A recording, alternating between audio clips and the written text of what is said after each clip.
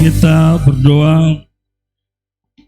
Kami sangat bersyukur ya Tuhan untuk kesempatan diberkati ini. Kami siap untuk mendengarkan firman Tuhan, hikmat dan marifat kekuatan-Mu ada di pihak kami, sehingga kebenaran firman Tuhan menjadi bagian kami. Dalam nama Kristus kami berdoa. Amin. Salam. Semua diberkati Tuhan, amin. Iya. Lama kita tidak bertemu, biasanya tiap bulan kita bertemu. Karena beberapa waktu libur, maka saya lebih banyak mengambil bagian dalam pelayanan di luar. Baik, kekasih Tuhan, kita akan melihat satu bagian firman Tuhan di dalam Matius pasal yang ke-15. Mari kita jumpai bacaan kita, Matius 15 ayat 21 hingga ayat yang ke-28.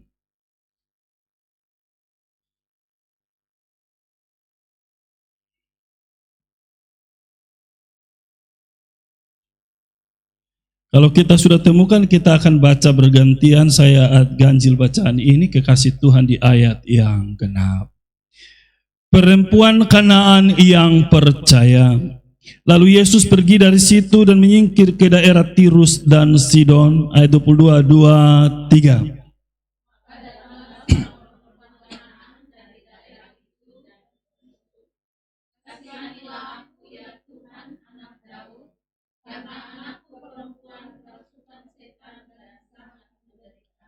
Tetapi Yesus sama sekali tidak menjawabnya.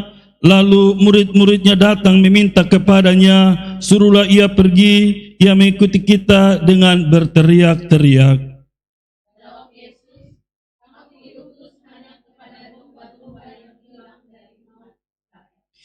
Tetapi perempuan itu mendekat, menyembah dia sambil berkata, Tuhan, tolonglah aku.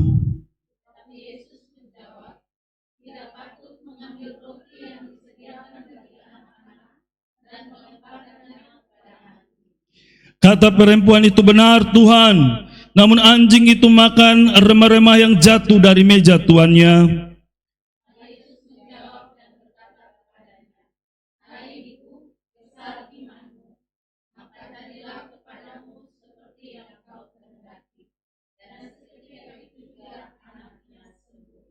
Terima kasih, demikian jawab pembacaan firman Tuhan. Yang berbahagia adalah kita selain mendengarkannya dan yang melakukan dalam kehidupan kita setiap hari. Kita terbilang orang-orang yang berbahagia. Salam. Kurang keras. Salam. Kekasih Tuhan, kita akan belajar pada bagian firman Tuhan ini, yakni di dalam Matius 15 ayat 21 sampai dengan ayat yang ke-28. Kalau Bapak Ibu baca Alkitab, baik itu Alkitab elektronik ataupun Alkitab yang kita sementara pegang sekarang ini, yakni coba perhatikan di bawah perikop yang diberikan oleh LAI, Lembaga Alkitab Indonesia, perempuan Kanaan yang percaya, di situ tulis dalam kurung, betul ya? Dalam kurung Markus 7 ayat 24 sampai dengan 30. Artinya bahwa bacaan dan teks yang sama itu dirujuk dan ditulis juga oleh Markus. Maka kita akan juga sebentar belajar tentang bagian ini. Hanya ada perbedaan, di situ hanya perbedaan pada bentuk tulis tertentu. Kalau perikopnya dalam Markus 7 itu adalah perempuan Sirofenesia yang percaya. Maka antara perempuan Kanaan yang percaya dan perempuan Sirofenesia yang percaya, mereka adalah satu orang. Oknum yang sama kalau begitu. Nah, kekasih Tuhan, kita lihat di ayat yang akan saya baca ini menjadi alasan dan juga bagian bagi kita, jadikan dia tema dan kemudian alur khotbah ini akan berjalan. Saya baca buat kekasih Tuhan kembali di ayat yang ke-28. Maka Yesus menjawab dan berkata kepadanya, hai ibu, besar imanmu. Perhatikan di situ frasa yang saya acu di situ. Hai ibu, besar imanmu. Kekasih Tuhan, perempuan Kanaan yang berada di sana, kekasih Tuhan, datang menghampiri Yesus. Dia bukan bagian yang Yesus maksudkan dalam kedatangan Kristus itu sendiri. Seperti yang dikatakan bahwa aku datang, dalam ayat itu Aku hanya diutus kepada domba-domba yang hilang dari umatku Israel. Dengan kata lain bahwa Yesus datang bukan untuk perempuan ini. Karena notabene perempuan ini bangsa lain dari bangsa yang Yesus maksudkan. Berarti perempuan ini tidak mendapat bagian dari Yesus maksudkan. Namun yang luar biasa adalah perempuan yang bisa kita katakan perempuan kafir ini dari Kanaan, tempat yang juga disebut terkutuk itu, ternyata Yesus bilang, "Hai ibu, besar imanmu." Ini menjadi perenungan kita. Di situ kalau kita lihat secara meluas, maka kita hanya seolah itu sebagai kalimat sapaan. Tapi saya mau bicara bagian ini sedikit lebih jauh, yakni pernyataan Yesus itu adalah berhubungan dengan Yesus memuji perempuan ini. Sekali lagi, Yesus memuji perempuan Kanaan atau perempuan Venesia yang percaya ini. Tentunya kita juga harus tahu alasan kenapa Yesus memuji orang ini. Dan kekasih Tuhan, kita buat dulu menjadi sebuah tema. Tema khotbah kita pada sore ini adalah iman yang dipuji. Sekali lagi, tema khotbah kita pada sore ini adalah iman yang dipuji. Kekasih Tuhan, banyak orang percaya Tuhan, tapi sedikit saja orang yang Tuhan dapat percaya. Amin ya kasih Tuhan. Banyak orang yang puji Tuhan, tapi sedikit orang saja yang Tuhan puji. Kalau begitu, apa kelebihan dari perempuan Kanaan ini atau perempuan Venesia ini yang menjadi percaya pada Yesus, sehingga Yesus memberikan sebuah pujian yang sangat luar biasa terhadap perempuan ini. Cerita ini mengisahkan begini, perempuan ini memiliki seorang anak perempuan yang sakit. Sakitnya itu dirasuk oleh setan. Kalimat dalam Alkitab merujuk bahwa sangat menderita. Maka di sini bisa dikatakan bahwa anak perempuan ini sangat-sangat luar biasa sakitnya. Sangat sakit, sangat menderita, akan mengarah kepada mau mati rasanya. Saya terlalu yakin bahwa perempuan ini sudah sangat berusaha untuk berjumpa dengan orang-orang tertentu, kalau bisa, kalau dapat, kalau mungkin anaknya itu bisa disembuhkan. Namun dia belum menemukan satu orang tertentu atau tabib tertentu yang mampu menyembuhkan anaknya dalam keadaan sakit. Perjumpaan ini dia berjumpa dengan Yesus di sana, namun anaknya ada di mana? Anaknya ada di rumah. Anaknya ada di rumah. Kalau kita baca nanti di Markus 7 baru kita temukan bahwa anak itu benar-benar ada di rumah.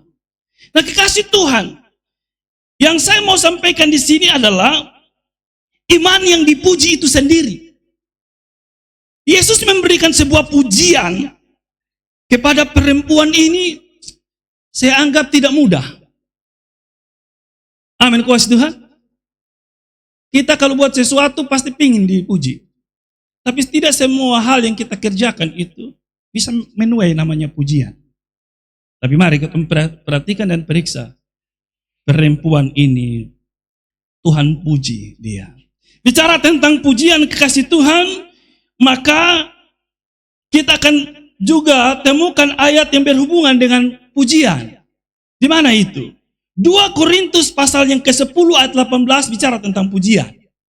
Saya ulangi, 2 Korintus pasal yang ke-10 ayat 18 bicara begini. Sebab bukan orang yang memuji diri yang tahan uji, melainkan orang yang dipuji Tuhan. Sekali lagi, sebab bukan orang yang memuji diri yang tahan uji. Perempuan ini tidak memuji diri, berarti dia tahan uji. Melainkan orang yang dipuji Tuhan. Wow, ini orang dipuji Tuhan. Amin kok? Yang makan puji banyak, tapi yang Tuhan puji ini sedikit. Amin, kekasih Tuhan.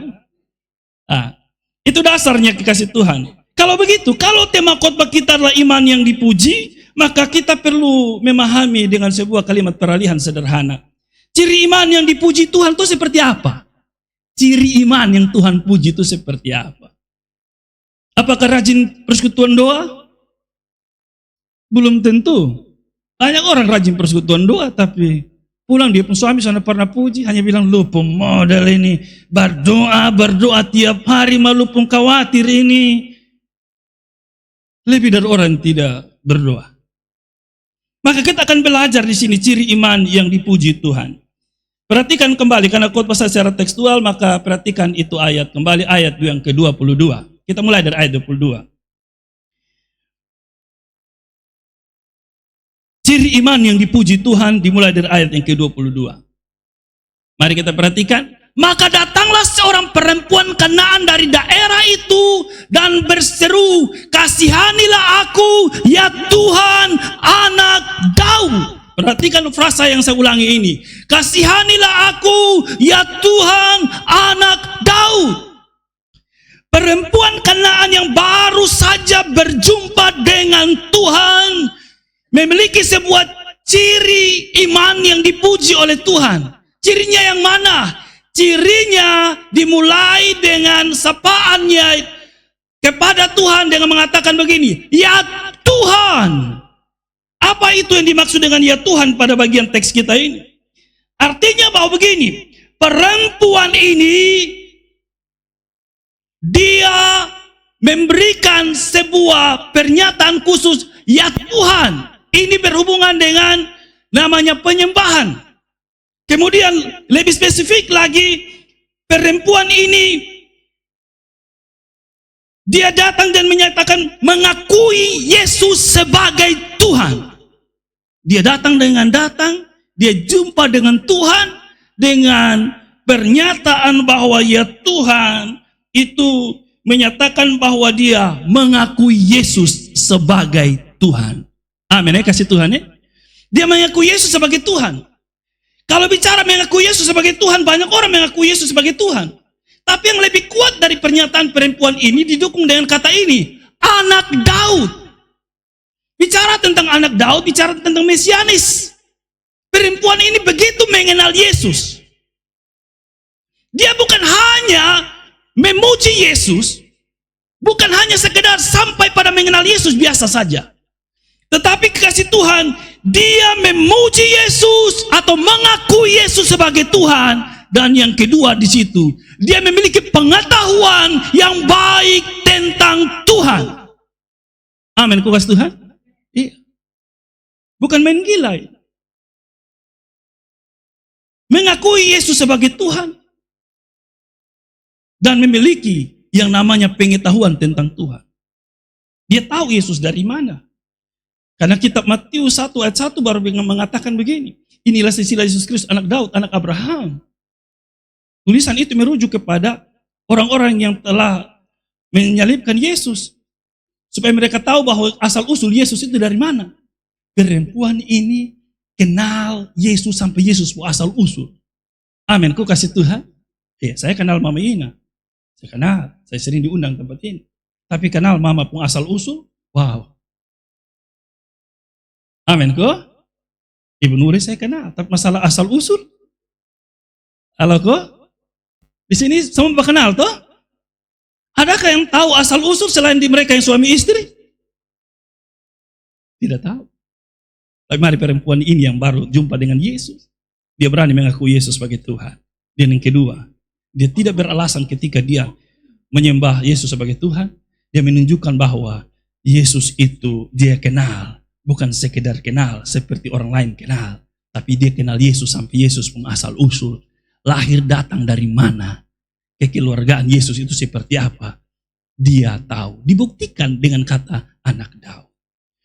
Pengertian dan kedudukan anak Daud sebagai penggelaran Yesus sebagai Mesianis yang akan datang. Bahkan lebih daripada itu yang akan menyelamatkan dunia. Dia yakin dia sementara berjumpa dengan Tuhan yang menyelamatkan dunia. Apakah dengan mengakui Yesus sebagai Tuhan yang akan menyelamatkan dunia, dia sudah dapat itu mujizat seperti yang diharapkan anaknya yang sakit itu disembuhkan? Tidak. Apa yang terjadi dengan kondisi itu? Mari kita lihat ayat 23. Coba tayang ayat yang ke-23. Tetapi Yesus sama sekali tidak menjawabnya. Wow. Dia kenal Yesus. Dia tahu Yesus. Dia dekat dengan Yesus. Dia menghampiri Yesus. Dia datang karena sebuah alasan, karena anaknya sakit. Tapi dengar baik-baik. Yesus tidak memberi jawaban atas apa yang sementara dia gumuli. Kalau begitu kekasih Tuhan, mari kita taruh poin yang pertama dulu. Poin yang pertama, ciri iman yang dipuji Tuhan adalah iman yang mengaku Yesus sebagai Tuhan. Sekali lagi, iman yang Tuhan puji itu adalah iman yang mengaku Yesus sebagai Tuhan. Yang kedua, iman yang dipuji Tuhan itu seperti apa? Ayat yang ke-23 bicara bahwa Yesus sama sekali tidak menjawabnya. Bahkan dalam keadaan Yesus diam, para murid mulai mengambil sebuah kesempatan ini. Mestinya para murid bantu perempuan ini, memberikan jalan bagi perempuan ini. Atau mungkin bicara kepada Yesus dengan bahasa yang sedikit lebih sederhana. Mungkin juga bujuk Tuhan Yesus dengan alasan perempuan ini sudah datang jauh-jauh. Bukti bahwa dia kenal Tuhan dengan baik. Kalau bisa dia bujuk Tuhan Yesus dan Tuhan Yesus kasih jalan bagi perempuan ini. Dan kalau bisa secepatnya anaknya mengalami kesembuhan. Tapi mari kita perhatikan. Lalu murid-muridnya datang meminta kepadanya, suruhlah ia pergi. Ia mengikuti kita dengan berteriak-teriak. Kalau Bapak Ibu kenal ini orang, dan Bapak Ibu sementara sakit atau punya persoalan, datang di orang tertentu yang Bapak Ibu terlalu yakin ini orang pasti bisa tolong, terlalu yakin Bapak Ibu bahwa kenal orang ini, tapi ketika dia tidak ngomong dengan kita, dia merasa ke mana? Sakit. Oke lah, kalau Tuhan Yesus negubris tidak jadi persoalan menurut saya. Tapi jangan ada pihak kedua atau ketiga atau orang kedua atau orang ketiga yang menghasut Tuhan Yesus. Tapi perhatikan di sini, para murid mestinya menolong perempuan ini. Tapi yang terjadi adalah mereka berusaha kalau bisa perempuan ini bisa jauh dari Tuhan. Mari kita lihat respon Tuhan Yesus ketika lihat perempuan ini. Ayat yang ke-24, kita pelan-pelan. Jawab Yesus, aku diutus hanya kepada domba-domba yang hilang dari umat Israel. Di sini Yesus menunjukkan penolakan. Benar-benar menolak perempuan ini. Yesus mengatakan, aku diutus hanya kepada domba-domba yang hilang dari Israel. Nah, kalau perempuan Kanaan ini tidak bagian dari umat Israel, maka perempuan ini ditolak. Dan tidak mendapat bagian seperti yang Yesus maksud.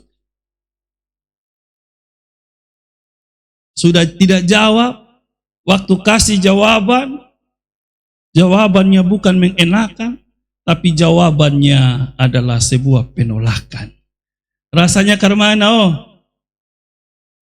kita punya susah, kita datang di orang tertentu yang kita pastikan bahwa dia akan menolong kita, tapi jawabannya seolah-olah besok karena selalu beta datang nih untuk oknum tertentu, kolu sapa. Amin, kau kasih Tuhan. Kira-kira kalau ini disebut dengan doa, kira-kira Bapak Ibu masih berdoa lagi ketika Tuhan jawab model begini? Atau kita pindah haluan cari dukun? Halo? Apakah Yesus lalu memberikan sebuah jawaban? Mari kita lihat lagi ayat yang ke-25. Apa itu yang terjadi? Tetapi perempuan itu mendekat dan menyembah dia sambil berkata, Tuhan, tolonglah aku. Lagi-lagi permintaannya yang kedua. Lagi-lagi permintaan yang kedua. Mungkin dengan permintaan yang kedua bisa meluluhlantahkan hati Yesus dan Yesus membuka hatinya. Dan secara spontan mungkin Yesus bilang, marilah kepadaku anakku. Apakah itu jawaban? Bukankah Yesus pernah berkata, marilah kepadaku semua yang letih lesu dan punya beban berat. Aku akan memberikan kelegaan. Mestinya kalau dicontek dari ayat ini, perempuan ini layak mendapat pertolongan. Tapi apa yang terjadi kekasih Tuhan? Perempuan ini yang hebat dari perempuan ini adalah tidak mundur. Amin kok? Berapa banyak dari kita yang doanya belum dijawab? Kita maju mundur kok? Atau maju terus? Atau mundur? Atau mundur maju? Halo? Mari kita lihat, kalau dengan perkataan ini, tetapi perempuan itu mendekat dan menyembah dia, sambil berkata, Tuhan tolonglah aku. Wah mungkin, Yesus hatinya mulai terbuka. Kita lihat apakah 26 menceritakan hal itu. Tetapi Yesus menjawab, ini jawaban Yesus yang kedua ini. Tidak patut mengambil roti yang disediakan bagi anak-anak dan melemparkan kepada anjing. Wow.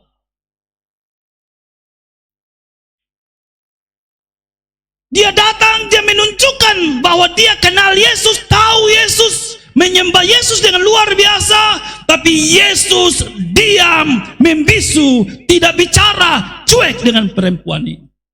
Ketika Yesus harus berbicara, Yesus berbicara dengan kalimat penolakan.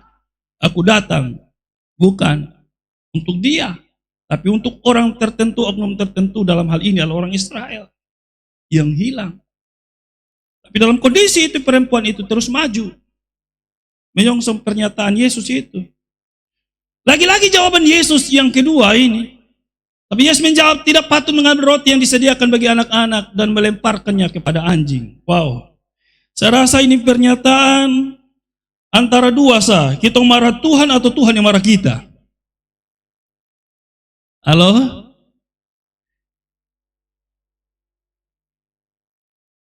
Dia terus maju. Dan waktu ketika dia maju, mestinya Yesus sudah kasih respon. Tapi inilah respon Yesus. Tidak patut roti yang disediakan bagi anak-anak. Jadi Yesus bilang begini, ini roti yang dipegang, kebenaran yang dipegang, keselamatan yang dipegang. Tidak patut dia terlemparkan kepada anjing. Jadi Yesus seolah mau bilang, lu ini siapa? Lu hanya sekedar seekor anjing saja. Wow. Kalau tidak mau jawab, tidak jadi persoalan. Mau cuek-cuek sah. Tapi jangan sampai bilang anjing lah. Kira-kira kalau Bapak Ibu di tahap ini maju? Halo? Masih mau maju?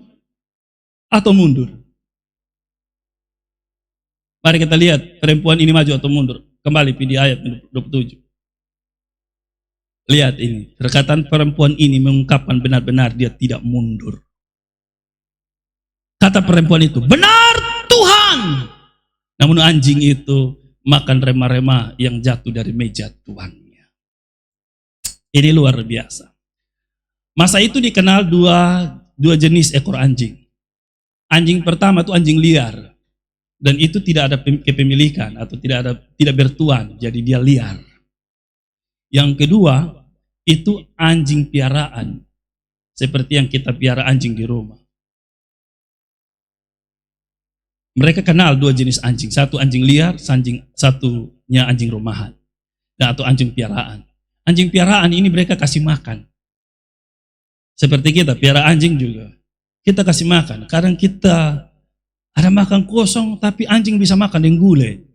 Begitu. Anjing luar biasa, betul. Kenapa? Alasannya bahwa dia anjing piaraan. Perempuan ini tidak memberikan sebuah penolakan terhadap Tuhan, sekalipun pernyataan Yesus itu sangat menyakiti. Dia malah berkata begini, benar Tuhan. Namun anjing itu, jadi dia seolah mau bilang bahwa kalau Tuhan anggap dia seperti anjing liar, dia mau bilang, Tuhan dia bukan anjing liar. Beta anjing rumahan yang memiliki hak untuk makan dari rema-rema yang jatuh dari meja tuannya. Amin, kau kasih Tuhan. Wow. Dari rentetan cerita yang saya paparkan tadi, maka saya temukan yang berikut dari perempuan ini. Ciri iman yang dipuji Tuhan adalah iman yang tahan uji. Amin, ku kasih Tuhan. Yesus bukan tidak mau memberikan jawaban atas perempuan ini. Tapi dia bangsa asing yang tiba-tiba datang berjumpa dengan Tuhan.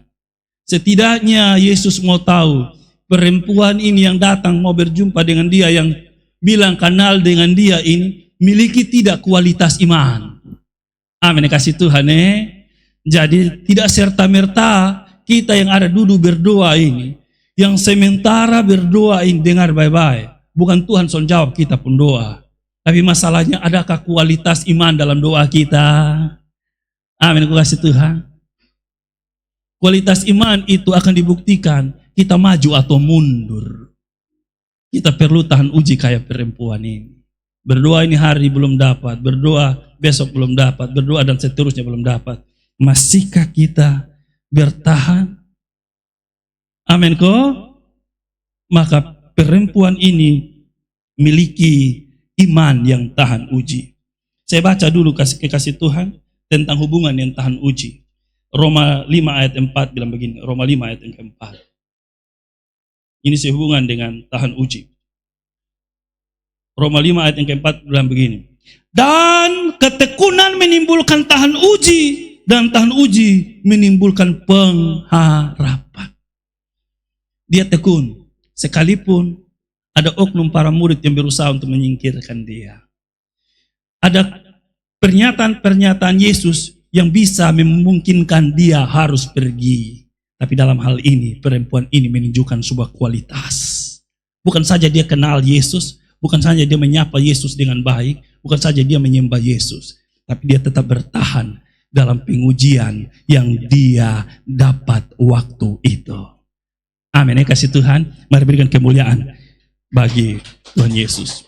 Sehingga pada ayat yang kita baca tadi, pada ayat yang ke-20, 27 itu dia bilang, benar Tuhan, itulah bukti bahwa dia memiliki pengharapan.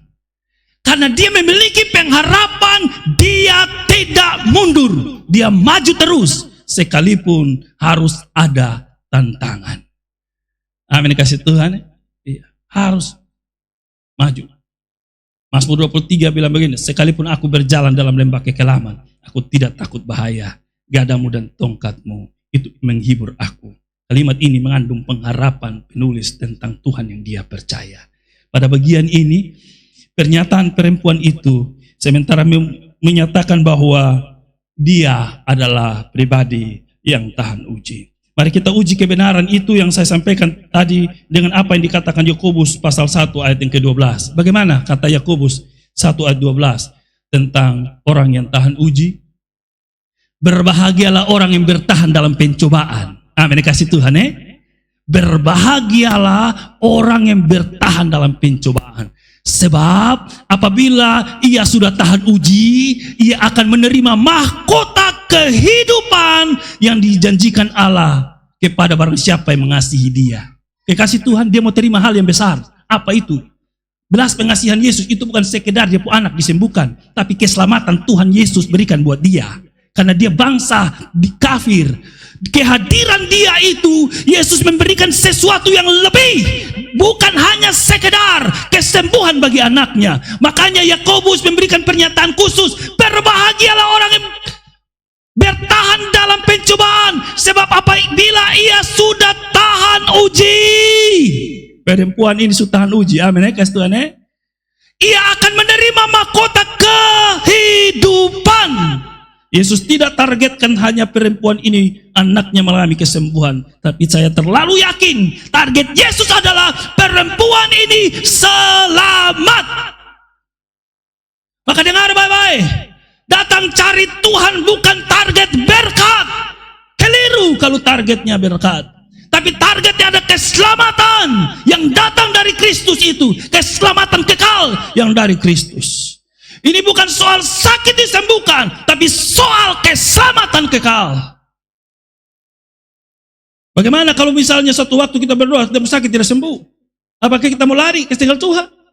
Kalau ketika kita lari, maka keselamatan ilahi itu, keselamatan kekal bukan menjadi milik kita. Kalau kita rujuk dari kalimat Yakobus, maka perempuan ini menjadi perempuan paling berbahagia. Dia hanya datang kalau bisa anaknya disembuhkan. Tapi Yesus memberikan bukan sekedar sebuah kesembuhan, tapi keselamatan bagi perempuan ini. Amin, kasih Tuhan. Jadi jangan heran kalau ada yang datang berdoa untuk suami. Tuhan kasih biar lama-lama sedikit. Karena tujuan Tuhan adalah bukanlah sekedar menyelamatkan, mentobatkan suami, tapi ibu juga mengalami proses yang disebut dengan pertobatan pribadi. Amin, kasih Tuhan. Dia bukan sekedar mau jawab-jawab langsung. Oh tidak. Tidak. Kasih Tuhan, ini yang dilakukan oleh perempuan ini. Ciri iman yang dipuji Tuhan adalah mengaku Yesus sebagai Tuhan dan Juru Selamat. Yang kedua, miliki iman yang tahan uji. Dia akan menerimanya. Kekasih Tuhan, mari kita lihat yang berikut lagi. Kita lihat di Markus pasal 7. Nah ini. Ceritanya sama, Markus 7. Mari coba tayang ayat 29. Ya. Maka kata Yesus kepada perempuan itu, karena kata-katamu itu. Nah ini yang tidak ada di dalam Matius tadi. Yesus hanya bilang pada Matius itu adalah pada ayat yang ke-28, maka Yesus menjawab dan berkata kepada, hai ibu, besarlah imanmu. Kalimat ini yang tidak ada. Kalimat yang mana? Karena kata-katamu itu, pergilah sebab setan itu sudah keluar dari anakmu. Garis bawahi kata-katamu itu. Maka saya memberikan sebuah kesimpulan bahwa ciri iman yang dipuji Tuhan adalah iman yang dipuji oleh Tuhan adalah dibuktikan dengan memiliki perkataan iman. Amin, kuasa Tuhan. Bukan sekedar biasa-biasa saja. Kalau hanya bilang beriman dalam dada, siapa yang tahu? Tapi iman orang akan lihat pada waktu ketemu berkata-kata tentang iman yang ketemu percaya. Makanya Yesus bilang, benar ibu. Oleh karena kata-katamu itu. Kata-kata yang mana? Dia bisa bicara dengan Tuhan. Dia menyatakan bahasa iman kepada Tuhan. Tapi anjing itu akan makan dari reman jatuh dari meja tuannya. Wah, kalimat iman ini. Bukan kalimat sakit hati. Tapi dia bicara bahwa dia memiliki iman. Dibuktikan di mana? Tindakannya dia lakukan. Di mana? Dia ketika Yesus terus menolak dia terus maju dan menyembah Yesus. Yang berikut. Dia buktikan kepada Yesus juga, bukan hanya sekedar tindakan, tapi perkataannya itu mengandung iman. Maka Yesus bilang,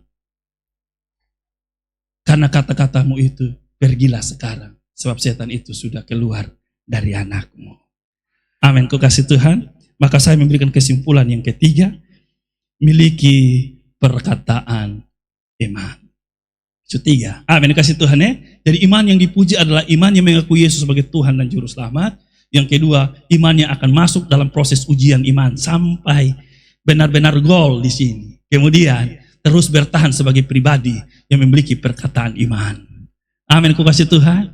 Jangan berdoa ini hari di sini, pulang sampai rumah, keluarga tanya, suami tanya, kita bilang, aduh bepu hati ke karmana, ini berat. Perkataan iman tidak ada lagi. Kita perlu belajar dari namanya Abraham. Abraham itu ketika Tuhan bilang dalam kitab Kejadian 22 bahwa pergi Ishak untuk dipersembahkan di korban persembahan, Abraham bawa ayat 1, 2, 3 dia bawa. Tapi di ayat yang kelima kita lihat Kejadian 22 ayat yang kelima.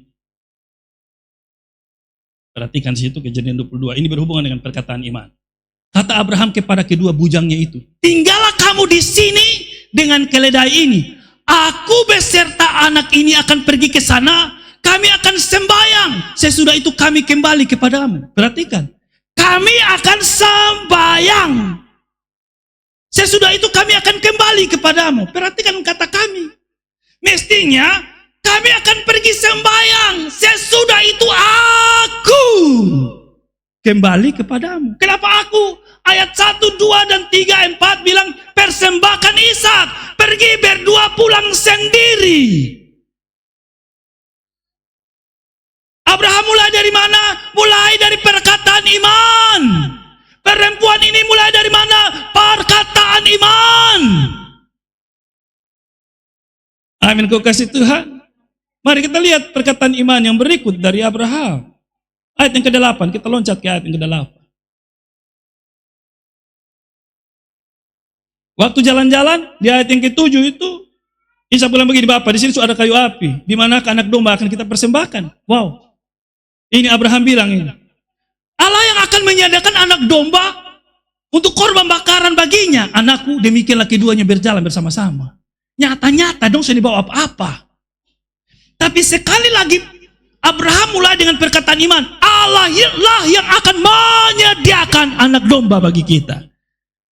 Amin. Ku kasih Tuhan. Ini bukti. Ayat 9, dia tetap melakukan seperti yang Tuhan mau. Dia persembahkan Ishak. Apa yang terjadi? Tuhan bilang, jangan kau apa-apakan dia. Amin. Kau kasih Tuhan.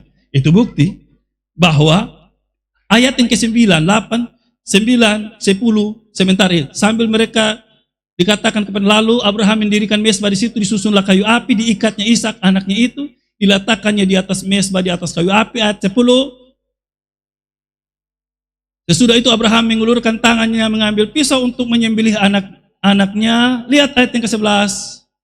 Tetapi berserulah malaikat Tuhan dari langit kepadanya, Abraham, Abraham, sahutnya, ya Tuhan. Ayat 12. Lalu ia berfirman, jangan bunuh anak itu, jangan kau apa-apakan dia, sebab telah kuketahui sekarang bahwa engkau takut akan Allah. Dengan demikian, ayat 12 menjawab ayat yang ke-5, anaknya tidak jadi dipersembahkan. Seperti ayat yang ke-5 bilang, kami akan pergi sembahyang. Sesudah itu kami akan kembali kepadamu. Benar. Pergi berdua, kembali berdua. Seperti perkataan iman Abraham. Tapi apakah dia hanya batas di perkataan? Tidak. Dia tetap bertindak. Amin. Kuasa Tuhan. Ayat yang ke-12, coba lihat. Ayat 13, kita lanjut. Lalu Abraham menoleh, perhatikan situ. Lalu Abraham menoleh dan melihat seekor domba jantan di belakangnya yang tanduknya tersangkut dalam belukar. Abraham mengambil domba itu lalu mengorbankan sebagai korban bakaran pengganti anaknya. Ayat 13 jawab ayat 8. Allah lah yang menyediakan anak domba. Maka pada waktu itu Abraham memberikan pernyataan sikap. Di atas gunung Tuhan, Tuhan menyediakan. Dari bagian inilah Abraham iman diuji. Seperti perempuan ini. Imannya diuji. Untuk sampai pada apa yang Tuhan mau beri. Pergilah. Anakmu sudah sembuh. Berikan kemuliaan bagi nama Tuhan Yesus. Ini yang luar biasa kekasih Tuhan. Kita lihat Roma 10 ayat 10. Bagi bagian yang terakhir. Apa yang didapat oleh perempuan ini seperti yang dijelaskan oleh Roma 10 ayat 10. Karena dengan hati orang percaya dan dibenarkan, dengan mulut orang mengaku dan diselamatkan. Perempuan ini dia datang pada Tuhan dan Tuhan selamatkan dia punya anak. Kita kembali pada Markus 7 tadi di ayat yang ke-30 sebagai ayat yang terakhir.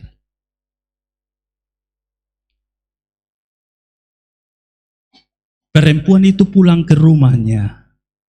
Berarti ini cerita tadi, perempuan ini keluar dari rumah, anak ada di mana? Ada di rumah. Lalu didapatinya anak itu berbaring di tempat tidur, sedang setan itu sudah keluar. Perempuan ini melihat mujizat. Tapi mujizat itu tidak datang begitu saja.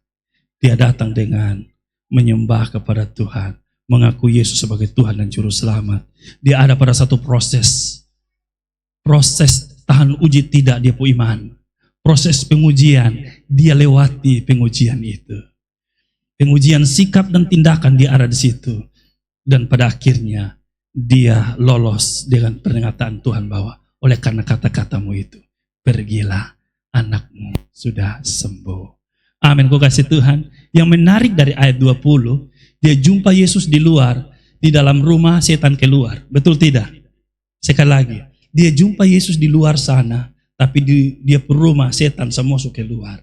Maksudnya begini, kita yang berdoa sekarang di sini, mestinya kita juga punya harapan yang sama. Berdoa di sini setan di rumah keluar. Amin kok? Amin kok? Nah, kita harus berdoa seperti itu. Berdoa jumpa dengan Tuhan hari di ini PD. Kita kayak punya keyakinan di rumah itu setan-setan semua keluar. Anak-anak yang bandel yang takut Tuhan itu setan-setan semua keluar. Suami yang tahu gereja itu setan-setan semua keluar. Amin. Kau kasih Tuhan. Mestinya seperti itu. Tiap kali kita pergi sembahyang di mana saja, punya keyakinan di rumah ada perubahan. Jangan kita pulang pergi sembahyang, pulang kita yang kesetanan di rumah. Halo? Ini yang bahaya. Mestinya kita sembahyang di sini, setan keluar di rumah. Jangan sampai kita dari sini pulang rumah, Kita yang kesetanan di rumah. Hanya masalah piring belum cuci, kita caci maki anak dan suami dalam rumah. Hanya masalah lampu belum dikasih nyala, kita berkelahi orang dalam rumah. Hanya karena lauk belum dikasih panas, kita maki ancur dalam rumah. Ini yang saya bilang tadi, kita yang kesetanan di rumah. Tapi kita belajar dari perempuan ini. Dia kembali, dia dapati anaknya sehat. Amin, ku kasih Tuhan. Bicara tentang anak, bicara tentang harapan perempuan ini. Bicara tentang anak, bicara tentang banyak hal dari perempuan ini. Apa itu? Salah satunya adalah harapan di masa dia tua. Andalan untuk hidupnya. Kekasih Tuhan, dengar baik-baik. Kalau hari ini ada harapan dalam keluarga, rumah tangga yang sementara kita pertaruhkan untuk Tuhan selamatkan, mari datang seperti perempuan ini. Tunjukkan kepada Tuhan bahwa kita punya iman. Iman yang layak dipuji. Bukan orang lain yang puji, tapi biarkan dan izinkan Tuhan yang puji. Kapan pujian itu datang? Ketika tantangan datang, masalah datang, seolah-olah Tuhan tidak ada, seolah-olah Tuhan tidak dengar, seolah-olah banyak ada pihak kedua, ketiga intervensi kita punya hidup. Dengar, belajar dari perempuan ini. Tetap bertahan. Tuhan Yesus, tolong aku. Anak Daud, tolong aku. Tetap bertahan dalam kondisi itu. Percayalah, Tuhan pasti tergerak di hati. Dan ketika Tuhan tergerak, dia hanya bilang begini, pergilah, pulanglah. Oleh karena lupa kata-kata itu, oleh karena lupa iman itu, anakmu, suamimu, segala-galanya dalam dirimu akan mengalami namanya pemulihan. Amin, ku kasih Tuhan. Amin untuk firman Tuhan.